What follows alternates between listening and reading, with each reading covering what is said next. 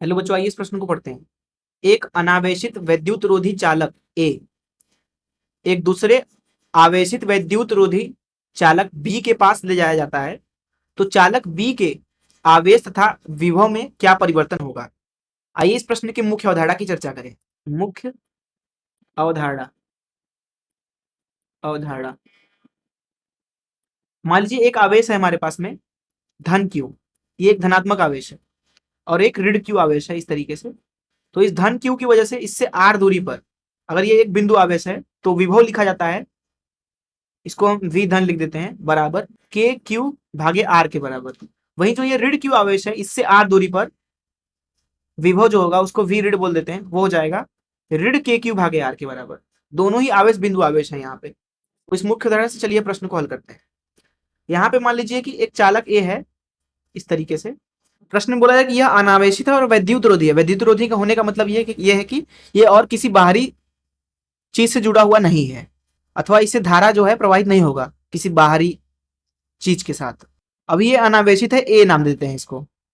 फिर बोला जा रहा है कि एक दूसरे आवेशित वैद्युत रोधी चालक बी के पास ले जाया जाता है। तो मान लीजिए कि आपके पास में एक इस तरीके का आवेशित वैद्युत रोधी चालक है बी। अभी के लिए मान लीजिए इसके ऊपर धन आवेश वितरित है इस तरीके से, धन आवेश इस तरीके से। तो जब आप ए को इसके पास ले जाएंगे तो क्या होगा, देखिए इसके ऊपर हमने अभी के लिए धन आवेश माना है, तो होगा ये, क्योंकि इसकी वजह से विद्युत क्षेत्र होगा इस तरीके से। इस ए के अंदर से भी विद्युत क्षेत्र गुजरेगा और ए जो है वो एक चालक है, उसके अंदर बहुत सारे इलेक्ट्रॉन हैं, तो उनके ऊपर बल लगने लगेगा विद्युत क्षेत्र की विपरीत दिशा में। तो सारे के सारे इलेक्ट्रॉन इधर की तरफ त्वरित होंगे, जिसकी वजह से यहां पे ए के अंदर प्रेरण हो जाएगा आवेश का। अर्थात यहां पे स्थिति इस तरीके से बन जाएगी, बहुत सारे इलेक्ट्रॉन इधर आ जाएंगे ऋण आवेशित, और धन आवेश इधर उत्पन्न हो जाएगा इलेक्ट्रॉन की कमी की वजह से। एक समय ऐसा आएगा कि जब अंदर विद्युत क्षेत्र शून्य हो जाएगा। उस अवस्था में जो विद्युत क्षेत्र होगा बी के द्वारा वो इस तरीके से होगा, अंदर जीरो हो जाएगा, केवल बाहर बाहर रहेगा। खैर विद्युत क्षेत्र को अभी भूल जाइए।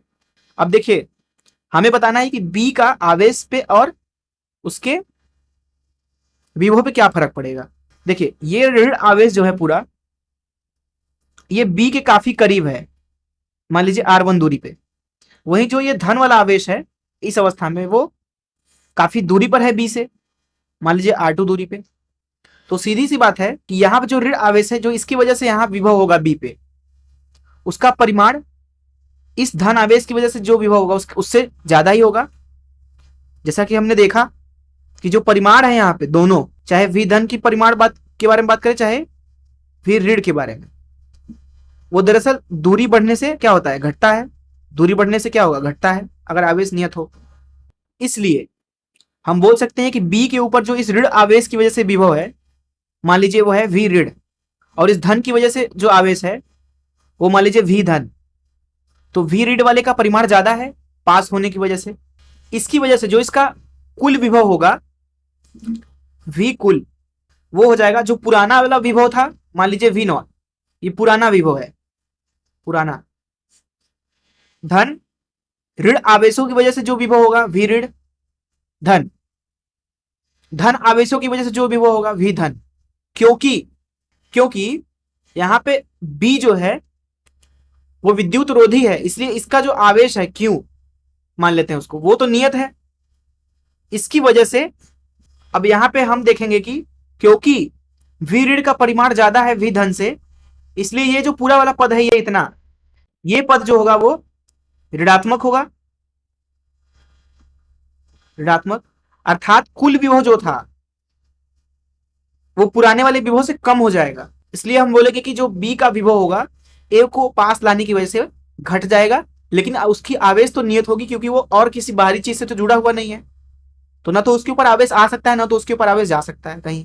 तो उसके लिए उसके ऊपर आवेश क्यों नियत है, लेकिन ए में प्रेरण की वजह से ध्रुव उत्पन्न हो जाएंगे। मैं आशा करता हूं कि आपको इस प्रश्न का हल जरूर समझ आया होगा। धन्यवाद।